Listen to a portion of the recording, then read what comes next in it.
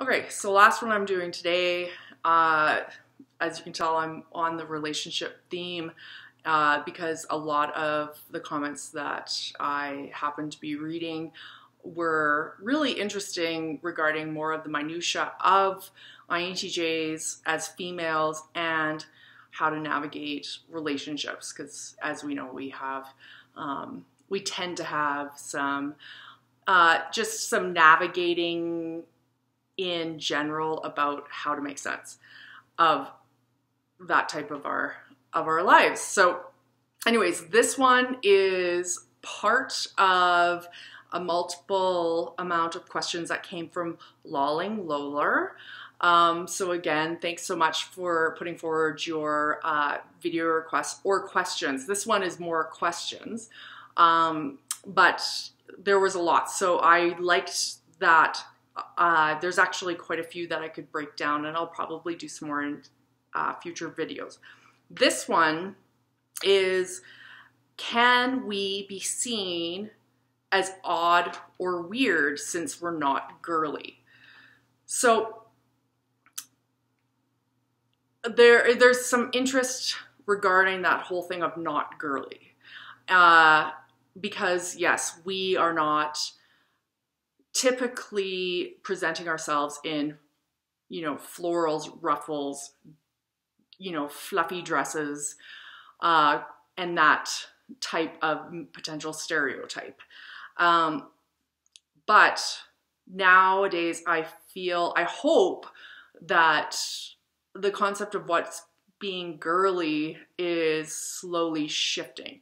But I think another layer on this as well is, because we don't have the stereotypical character traits of being girly, it adds to the idea of us being potentially seeming to be odd, or the person in the teen movie that's off in the corner, not the nerd, not the cool, just kind of sitting there and mocking everybody. And that very well could be some of us. I think all of us maybe have gone through that a time or two.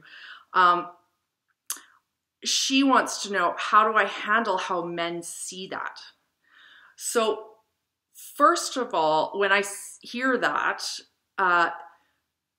men are going to take what you come with or how you project yourself only within the terms of what they see. Their filter is their own filter. Every man is unique in how they're going to receive what you appear to be to them.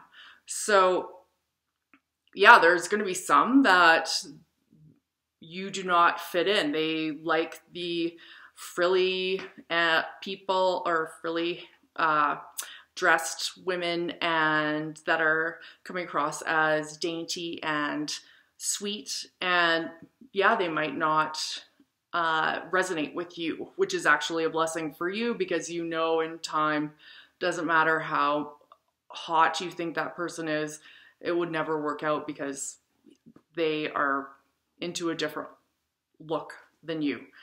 But the main point I really want to get at on this one is, when you talk, sorry, I keep looking at my notes here. When you say odd or weird since we're not girly, what I want to bring up is the point that is what every cool chick in movies is about. So I'm keep using movies because it's the most easiest to talk about representation. Movies are based on, the cool chick who likes to eat hot dogs and drink beer and whatever your level of cool chick is. The idea is, of the odd or weird person, we don't fit in the profile. We're the outlier, right? So that is the cool chick. So usually they have girls that are trying to emulate that cool chick persona, and they try and crack away to make sure that is authentic or not. And for us, we literally are I'm not saying that we're all cool. What I'm saying is that we are not the people that are trying to act something like we're not. We are pretty much, we will show our true colors as being different than potentially other females out there. So using that is actually a great tool, because you're not going to change who you are, especially when you're younger. You don't want it where it's that, oh, you don't fit, so you have to fit the mold. Because I mean, we all go through it potentially at some point in our lives. If you haven't, that's fantastic. I love that. But you are that cool chick if you bring your own personality to the table. And the person that's going to actually find that attractive is going to love that. And you even see it in the comment section in this channel, where a lot of, you know, other personality types, as well as other INTJs, are saying that, wow, that'd be great, I'd love to be with that person, whatever.